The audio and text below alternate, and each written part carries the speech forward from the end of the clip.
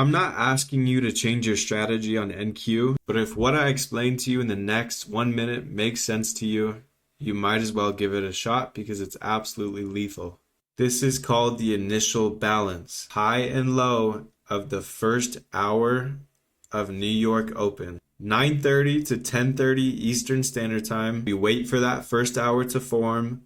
We mark the high of that time period. We mark the low of that time period. From this point on, we are looking for two different things. One, a full-blown breakout and backtest of the initial balance high.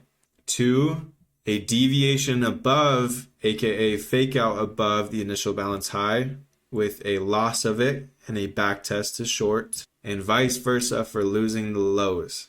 Let me show you the trade today that we took and see if it makes sense to you. Here we see a weak breakout above initial balance high. We know it's a weak breakout because if we look here on the 1 minute, we break initial balance, we attempt to go higher, we then fail that attempt to go higher with this rejection.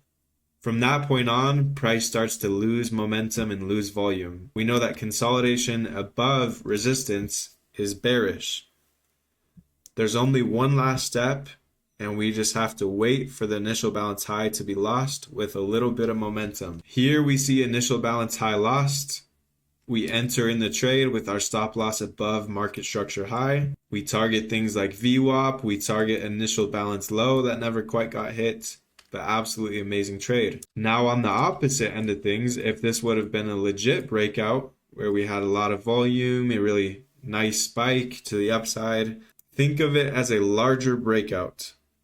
Then we can look for the back test of initial balance high for a continuation of the trend higher.